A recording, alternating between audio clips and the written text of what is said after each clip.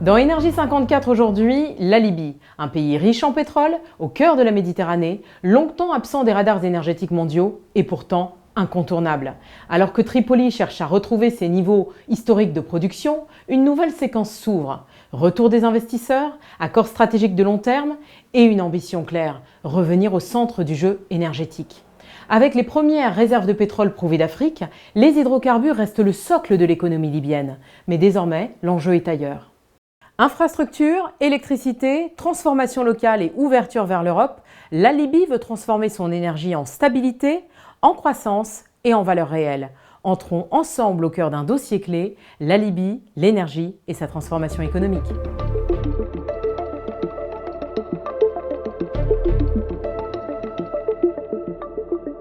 La Libye est de retour sur la scène énergétique et la signature avec Total Energies fin janvier 2026 à Tripoli marque une nouvelle phase d'investissement et de stabilité.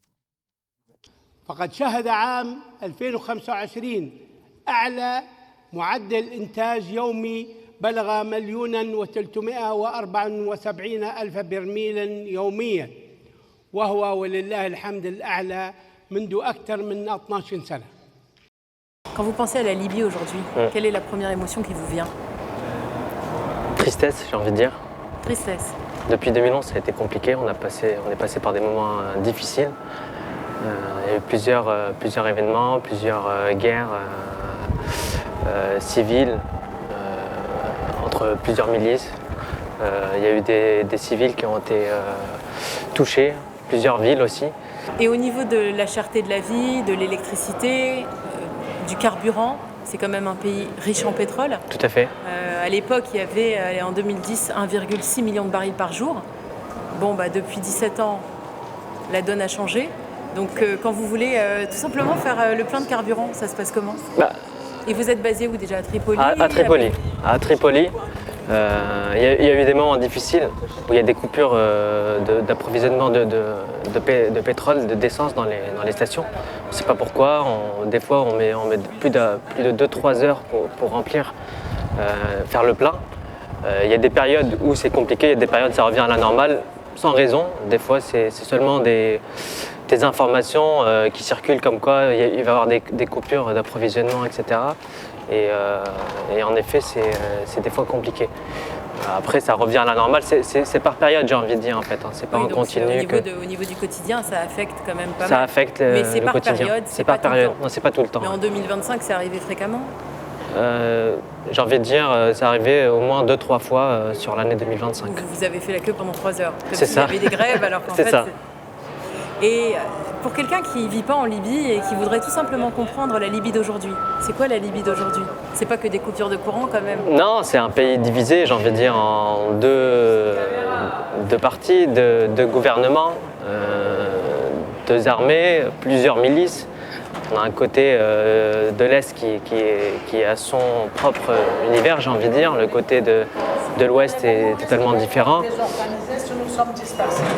Aujourd'hui, c'est un pays divisé.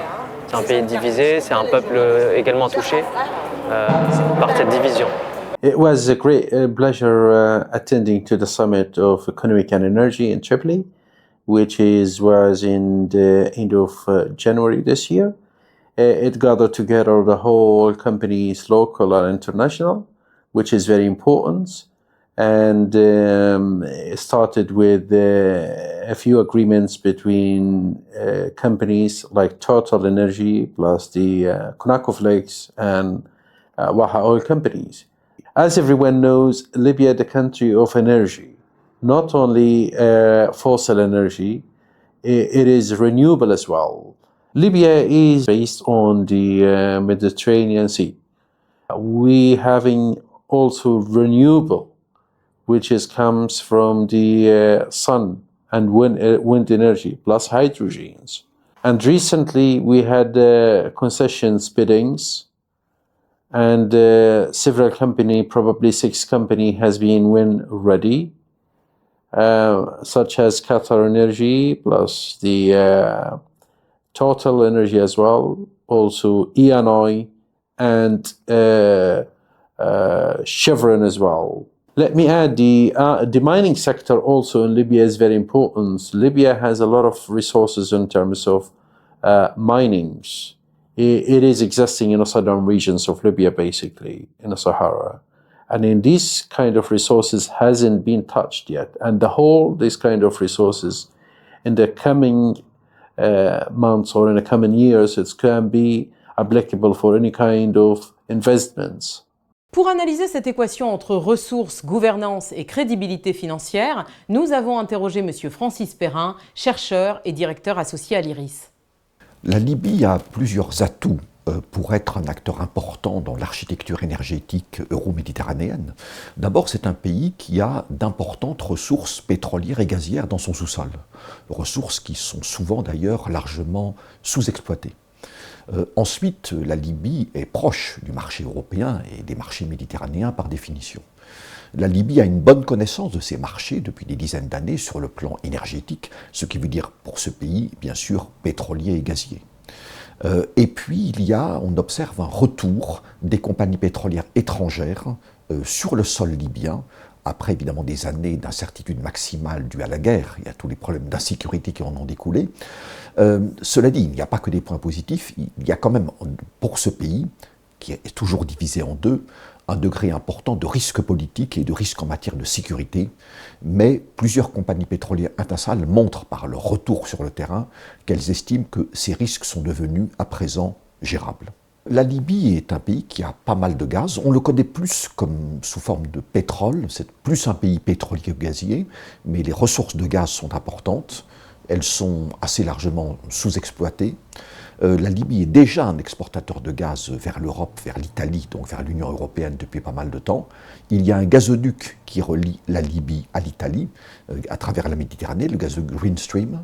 Et dans les dernières années, la société pétrolière nationale libyenne, la NOC, la National Oil Corporation, et le groupe italien Eni, qui est le principal acteur étranger en Libye dans le domaine du pétrole et du gaz. Ces deux acteurs, donc NOC et Eni, ont lancé un nouveau projet gazier de développement gazier en mer, offshore, comme disent les pétroliers et les gaziers dans leur jargon, pour fournir plus de gaz via le Green Stream au continent européen. Donc il y a un enjeu intéressant, une place à prendre pour la Libye dans les années qui viennent. Pour avoir le financement pour de grands projets énergétiques, il faut avoir des marchés. On n'a pas de financement si on n'a pas de marché, évidemment. Et il faut évidemment l'appréciation du risque politique pour penser que ces projets seront menés à bien en termes de construction et d'exploitation. Je pense qu'on arrive à un moment où c'est quelque chose qui est possible, malgré les risques politiques en matière de sécurité en Libye qui ne sont pas derrière nous, mais la situation dans les quelques dernières années est considérée comme relativement gérable par les acteurs pétroliers, gaziers, énergétiques et les investisseurs pour de nouveaux projets à partir de la Libye. Il y a aussi quelques atouts qui sont, je dirais, de nature géopolitique.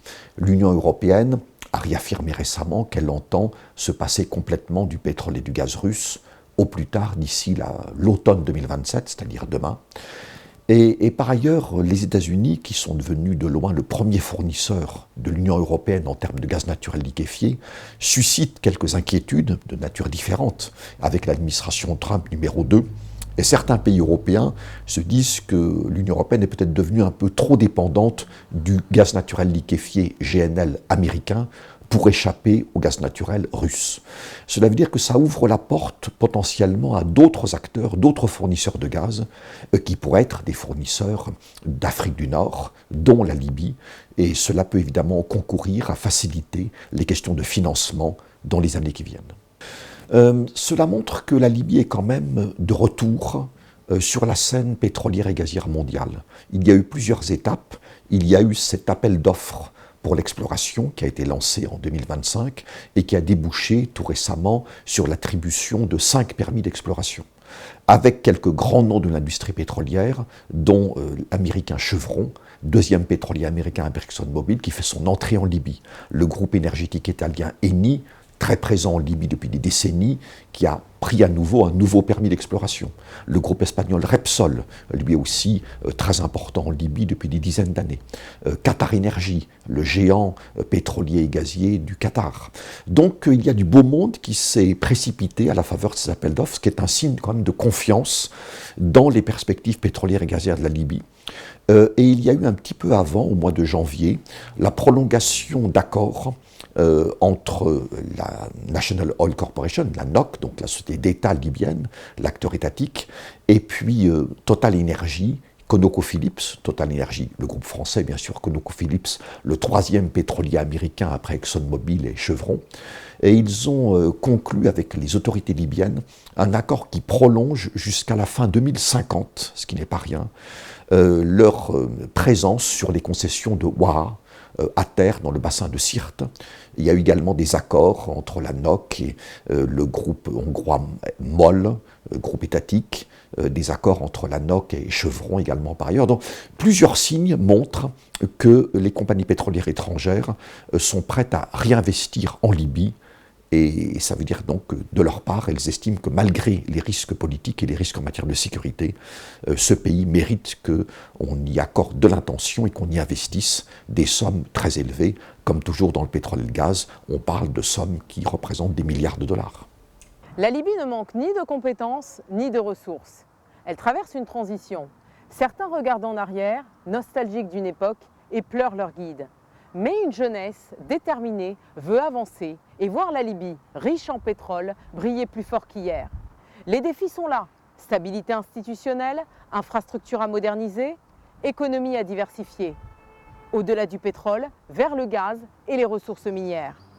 Dans le jeu d'influence régionale, Turquie, Russie, Égypte, Italie, la Libye peut-elle redevenir un acteur souverain ou restera-t-elle un terrain d'affrontement indirect? Écoutez, la Libye a tellement été fragmentée et divisée depuis 2011 que le chemin va être long. Et la mort de Saïf et l'islam va faire obstacle à la Libye réconciliée avec elle-même, unie d'une part, d'autre part indépendante et autonome. Prenez par exemple un fait. Les Russes ont quitté la Syrie, ont quitté leur base maritime en Syrie pour s'installer en Libye. Pensez-vous pas que l'installation d'une base russe dans le bassin méditerranéen en Libye ne va pas être une source de conflit avec les puissances occidentales et en particulier l'Europe et les États-Unis.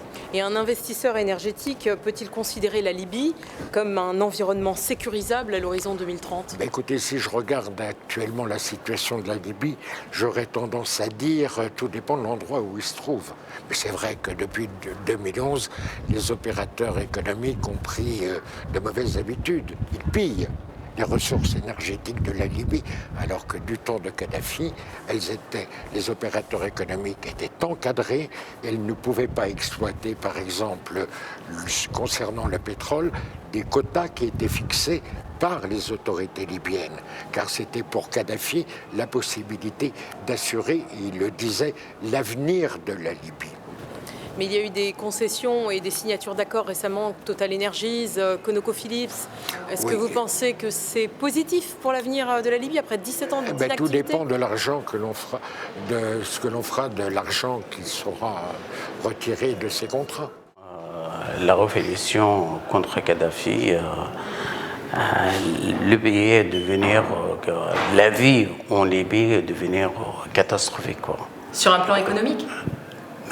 Oui, si la vie est trop chère et pas d'électricité tous les jours, il y a des coupures tout le temps. Et aussi le réseau de communication, c'est catastrophique. Ce n'était pas le cas avant 2011 ? C'est le contraire. La Libye peut redevenir un acteur clé de l'architecture énergétique euro-méditerranéenne, à une condition essentielle, que l'énergie ne soit pas totalement exportée et qu'elle devienne un levier de transformation pour l'économie réelle et pour son peuple. Produire plus ne suffit plus, il faut produire mieux, créer de la valeur durable et locale. C'est là que se joue l'avenir de la Libye.